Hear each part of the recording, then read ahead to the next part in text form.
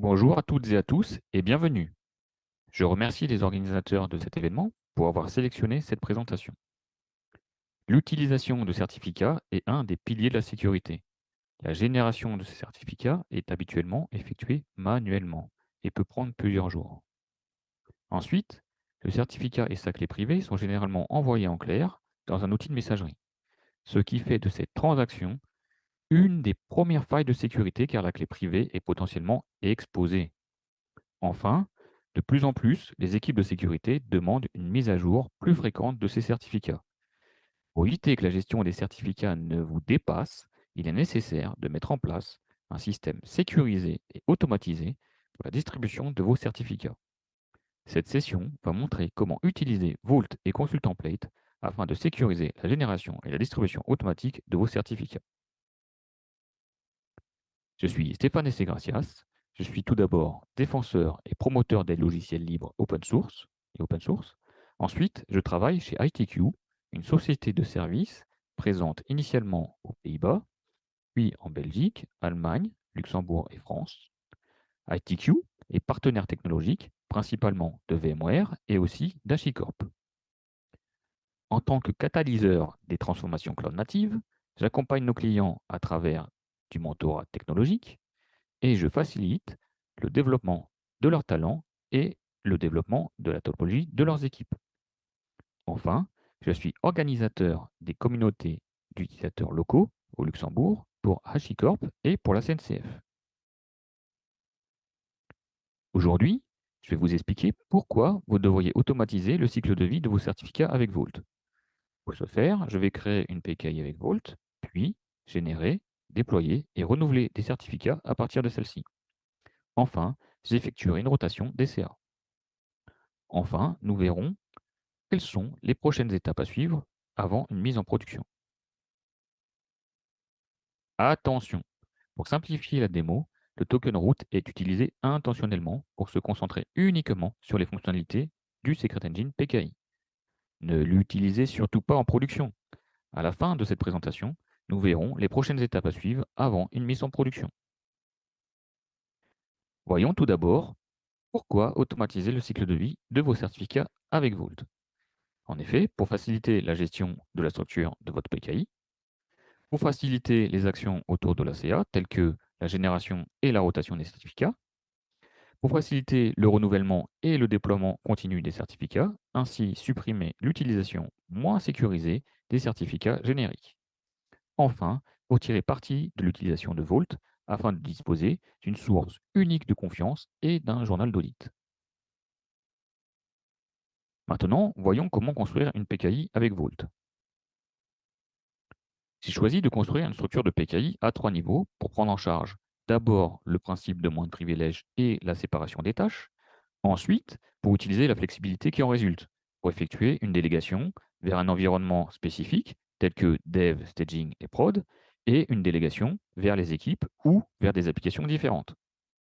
La démo créera une seule des branches de cette structure. Avant d'exécuter la démo, je vais présenter les étapes à suivre. Donc, généralement, la route CA est présente dans une autorité de certification d'entreprise existante en dehors de Vault, dit offline. L'un des avantages de cette configuration est que le certificat de la route CA de votre entreprise est déjà déployé dans les trust stores de vos serveurs et de vos applications. Ensuite, les intermédiaires CA et issuing CA sont stockés dans Vault. Seront stockés dans Vault. Enfin, pour tous les certificats générés, l'algorithme à courbe elliptique sera utilisé pour obtenir des clés plus résistantes et des certificats plus compacts. Commençons par la route CA. Je vais simuler cette CA auto-signée hors ligne à l'aide de Terraform et du provider TLS. Étant la racine de la structure, le paramètre passLength doit être configuré à 2 car il y aura 2 niveaux de CA en dessous de cette route CA. Ensuite, pour stocker l'intermédiaire CA dans Vault, je vais tout d'abord activer le Secret Engine PKI sur le pass PKI int. Ensuite, générer une clé privée et un CSR pour effectuer la génération et la signature d'un certificat à l'aide de la route CA. Enfin, stocker le certificat généré dans ce Secret Engine. Par la suite, Pour stocker l'issuing CA dans Vault, je vais activer un autre secret engine PKI sur PKI ISS. Ensuite, de la même manière que tout à l'heure, générer une clé privée et un CSR pour effectuer la génération et la signature d'un certificat à l'aide de cette fois-ci de l'intermédiaire CA. Et enfin, stocker le certificat généré et le certificat de l'intermédiaire CA dans ce secret engine pour obtenir le pass complet. Enfin, un rôle pour la génération des certificats sera créé, dont le nom est exemple, autorisant uniquement le domaine et sous-domaine de exemple.com et en interdisant l'utilisation des certificats génériques wildcard. Enfin, un certificat pour sample.exemple.com sera généré pour valider la bonne construction de cette PKI. Pour la démo, allons jouer dans un bac à sable pour voir comment ça se passe. Donc, je vais basculer mon écran vers mon terminal. Donc ici, j'ai un terminal où je lance Vault serveur en mode dev avec un token root égal à root. Donc on a le root token qui vaut root, on l'utilisera tout à l'heure. J'ai ouvert un second terminal dans lequel on va créer la PKI. Donc la PKI avec la route CA, intermédiaire CA et issuing CA dans Vault, la route CA dans offline pour pouvoir générer des certificats. Donc tout d'abord, créons des variables d'environnement, Vault ADDR et Vault token pour pouvoir dialoguer avec la commande en ligne Vault sur le Vault serveur. Donc voyons le statut du Vault serveur, donc on est bien connecté, et unseal parce qu'on est en mode dev par défaut. Créons d'abord la route CA. Donc la route CA, je rappelle, on l'a fait avec Terraform, avec le provider TLS. Donc ici, on a le provider TLS, HashiCorp TLS. On a besoin de deux ressources, une ressource pour la clé privée, une ressource pour le certificat auto-signé, et avec les paramètres dont on a parlé tout à l'heure. Ici, jump comme nom, et route CA V1. On initialise Terraform pour télécharger les providers, et ensuite, appliquons sur ces deux ressources, private key et self-sign, la génération pour obtenir ici le certificat de la route CA. Exportons ce certificat dans un fichier pour l'examiner avec OpenSSL. Donc on obtient bien un certificat auto-signé parce qu'on a l'issuer et le subject qui sont totalement égaux. On obtient une clé publique de type elliptique de taille de 156 bits comme prévu dans la configuration. Et ici, on est bien une CA avec un pass length de 2. Générons maintenant l'intermédiaire dans Vault. Donc, tout d'abord, on va activer le Secret Engine PKI, donc avec la commande Vault, Vault write, Vault Secret Enable PKI int sur PKI. Ensuite, configurer ce nouveau Secret Engine avec un max list TL et les URL qui permettent de configurer l'URL de génération des certificats et l'URL de restitution des certificats révoqués. Ensuite, on doit générer une clé privée et un CSR de cet intermediate CA. Donc, on utilise la commande volwrite sur le pass PKI int intermediate generate internal avec les paramètres intermediate CA v1.1. On obtient un fichier de réponse qui contient le CSR. Donc, on va extraire ce CSR de ce fichier pour en vérifier la validité. Donc, avec OpenSSL, on vérifie que le certificat est OK. Et on a bien ici un certificat, c'est pas le certificat, le CSR est OK. Et donc, on a bien ici les paramètres qu'on a renseignés, toujours avec les algorithmes de courbe elliptique. Ce certificat, ce CSR doit permettre la génération et la signature d'un certificat dans la route CA. Donc, comme la route CA est gérée par Terraform, on va créer une nouvelle ressource pour signer localement ce certificat. Donc, on a donc ici les informations nécessaires à la génération à partir du fichier qu'on vient de créer, dans la CSR. On applique cette ressource et on obtient ici, en sortie, le certificat signé par la route CA. Si on extrait ce certificat dans un fichier, pour en évaluer le contenu avec OpenSSL, on obtient bien un certificat généré par la route CA V1, dont le nom est intermédiaire CA V1.1, et donc est une CA avec un path length de 1. Ce certificat doit être stocké dans le secret engine PKI int, donc avec la commande volwrite et l'interface PKI int setSign, donc avec le certificat en paramètres. On obtient une réponse, la réponse donnée, donc ça s'est correctement passé. Donc maintenant, faisons la même chose pour l'issuing CA. Donc de la manière équivalente à tout à l'heure, on va d'abord activer le secret engine PKI sur le pass PKI ISS, donc Vault Secret Enable PKI sur le pass PKI ISS. On configure de la même manière que tout à l'heure le max leave TTL et les URL permettant la génération des certificats et l'accès à la révocation, la liste de révocation des certificats. De manière similaire à tout à l'heure, on va demander à ce Secret Engine de créer une nouvelle clé privée et un CSR sur PKI ISS, donc PKI ISS Intermediate Generate Internal comme tout à l'heure. Le common name, lui, est issuing CA v1.1.1, donc à chaque fois qu'on décran d'un cran, on a un indice supplémentaire. Et là, on extrait le CSR résultant dans un fichier, voire on valider le valider. Donc ici, on est un CSR valide pour issuing CA v1.1.1. Ce CSR va être signé par l'intermédiaire CA. Donc, on utilise la commande Vault pour faire ça. Donc, Vault write sur l'interface PKI root sign intermediate. Donc, on va signer le CSR généré par l'issuing CA sur intermediate CA. Donc là, c'est fait. Le résultat est donné dans le fichier ici. Donc, on a un certificat qu'on peut extraire dans un fichier.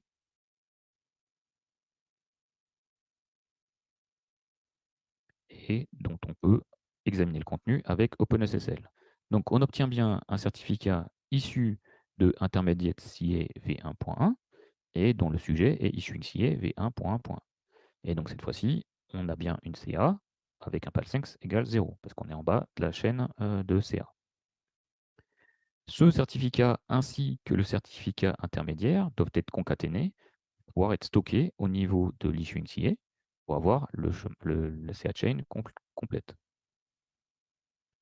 Donc, on concatène les deux fichiers, et on utilise la même commande que tout à l'heure, mais sur l'interface ISS et plus int, pour pouvoir le stocker certificat pour stocker ce certificat dans l'issuing CA. Et donc, l'import s'est correctement effectué. Donc maintenant, pour pouvoir générer des certificats pour exemple.com, on va créer un rôle exemple qui permet de créer les certificats pour exemple.com et ses sous-domaines, mais qui n'autorise pas les wildcards. Donc pour ça, on utilise encore la commande en ligne Vault, Vault write PKISS rôle exemple, donc avec l'organisation exemple, lab, et donc dans le domaine autorisé, on a exemple.com. Donc, il n'autorise pas les domaines, enfin les wildcards, et qui autorise les sous-domaines de exemple.com. Donc, on a configuré correctement ce rôle. Maintenant, essayons de générer un certificat avec la commande en ligne Vault. Donc, Vault write sur PKISS issue exemple. Donc, ici, on a exemple sample.exemple.com qu'on demande en command name. Donc, voyons le résultat. Le résultat ici contient le certificat qui a permis de générer ce certificat et la chaîne complète ici avec les deux niveaux, intermediate et issuing CA. Exportons le certificat et voyons ce que ça donne avec OpenSSL. Donc on a bien un certificat généré à partir de l'issuing CA v1.1.1 pour sample example.com et on obtient bien aussi ici un subject alternative name example d'exemple.com. Donc un certificat valide. Revenons maintenant à la présentation. Pour continuer, on va voir comment nous allons voir comme on a un rôle pour générer les certificats, nous allons voir maintenant une solution pour pouvoir les déployer là où nous en avons besoin. Donc, quelles sont les solutions pour ça? Donc, il y en a plusieurs, mais pour la démo, j'ai choisi d'utiliser Consul Template. D'autres solutions possibles sont Vault-Agent sur un serveur ou Vault-Agent sur Kubernetes, ou bien l'utilisation de l'orchestrateur HashiCorp Nomad. Consul Template implémente un langage de template utilisant principalement le format GoTemplate avec des fonctions supplémentaires. Consul Template est un agent qui permet d'effectuer des requêtes vers Consul, Vault et Nomad pour évaluer les templates que vous avez définis. Donc, par exemple, le format de template pour générer un certificat avec Vault est le suivant. With Secret, donc quelque chose connecté à Vault, sur l'interface PKI ISS issue exemple, donc comme dans la dernière commande qu'on a vue tout à l'heure, et en paramètre command name test.exemple.com. Ensuite, .data.private key pour récupérer la clé privée. Ensuite, .data.certificate pour récupérer le certificat.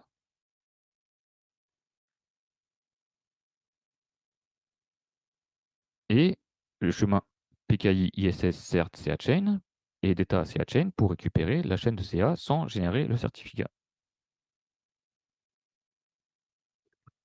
Retournons dans le bac à sable pour pouvoir poursuivre la démo. Je bascule donc mon écran partagé vers mon terminal. Donc ici, je vais lancer Consul Template. Donc avant de lancer Consul Template, je vais créer une configuration qui permet la génération de ce template. Donc le fichier de configuration Consul Template est un fichier HCL, donc avec un premier bloc Vault qui correspond à l'adresse et le token utilisé pour communiquer avec Vault. Ensuite, un ou plusieurs blocs template qui contient la valeur du complete ici inline. Ils peuvent être aussi stockés à l'extérieur dans un fichier. Ici, donc, on retrouve la même notation qu'on vient de voir. Donc ici, on stocke la clé privée dans le fichier certkey. Ici, on stocke le fichier, le contenu du certificat dans cert.crt pour le certificat pour test.exemple.com. Et enfin, on stocke les certificats de la chaîne CA dans le fichier certca. Voyons, donc lançons Consul Template avec ce fichier de configuration une fois, donc avec le paramètre ounce. Donc l'agent n'est pas démarré, mais il génère une seule fois les templates pour chacune des blocs templates. Donc ici, on a 3 fichiers générés. Certkey qui contient la clé privée, le fichier CRT qui contient le certificat pour test exemple, et enfin la chaîne de certificats issuing et intermediate. Si on examine le certificat généré, on obtient, comme tout à l'heure, un certificat généré à partir de issuingCA v1.1.1 et pour testexemple.com. Voilà, donc revenons à la présentation. Voir maintenant comment faire pour effectuer le renouvellement des certificats. Donc là, on vient de voir comment générer un certificat avec Consul Template, mais comment le mettre à jour avant son expiration. On va utiliser Consul Template également, mais cette fois-ci en mode agent. En mode agent, Consul Template va renouveler automatiquement le certificat lorsqu'il va atteindre 80% de sa date de validité. Et une commande facultative peut être alors exécutée lorsque le template est évalué et que la sortie a changé en utilisant un bloc exec dédié. Dans cet exemple, ici, on a nginx qui est relancé avec system control et dès que le certificat est mis à jour. Retournons dans le bac à sable pour pouvoir poursuivre la démo et je bascule donc mon écran vers mon terminal. Donc ici, nous avons toujours Vault qui tourne. Ici, j'ai une console sur laquelle on va commencer à taper les commandes, mais je vais en créer une deuxième pour pouvoir lancer Consul Template en mode agent qui va continuer à tourner jusqu'à la fin de la démo. Donc, comme tout à l'heure, on configure Consul Template avec un bloc Vault pour communiquer avec Vault, un bloc template qui contient la génération de la private key pour le certificat test.exemple.com et cette fois-ci avec un TTL plus court pour pouvoir voir des générations plus fréquentes de ce certificat. On ajoute un bloc exec ici pour afficher le contenu de la clé cert.key. Pour le deuxième bloc template, on va générer, comme tout à l'heure, le certificat et on utilise la commande OpenSSL pour afficher l'issuer, le subject et le début et fin de ce certificat. Et enfin, dans le dernier bloc template, on va afficher le contenu du fichier certca qui contient la CA chain. Donc on va lancer consult template en mode agent avec les commandes exec qui ont été exécutées lorsque les fichiers vont changer.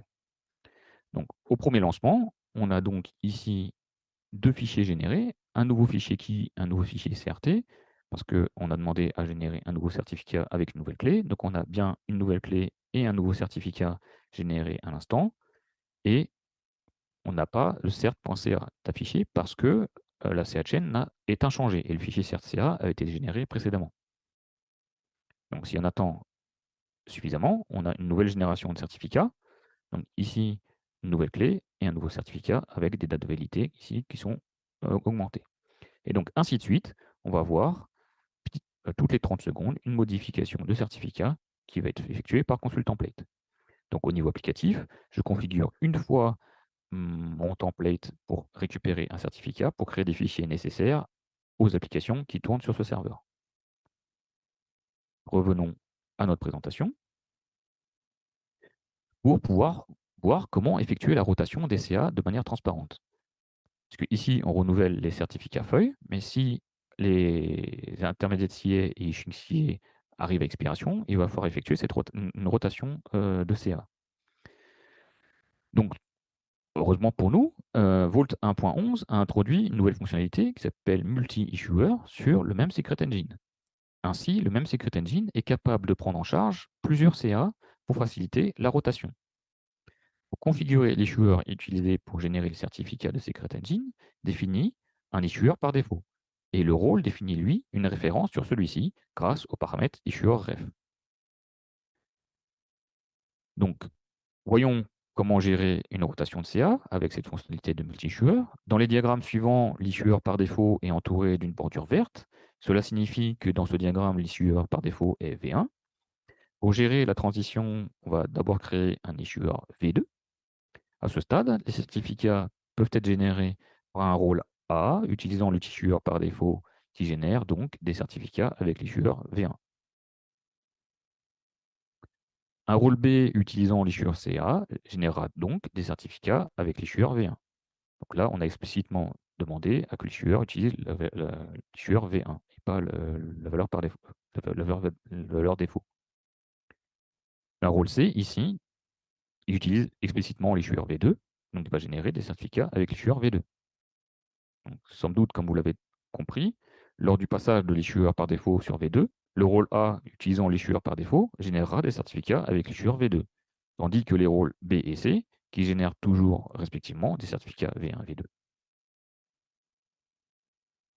Voyons par exemple comment effectuer la rotation de l'issuing CA, puis de l'intermédiaire CA de la PKI construite précédemment. Donc on va aller directement, on va retourner directement dans le bac à sable pour continuer à jouer avec la démo. Je bascule donc mon écran partagé vers mon terminal.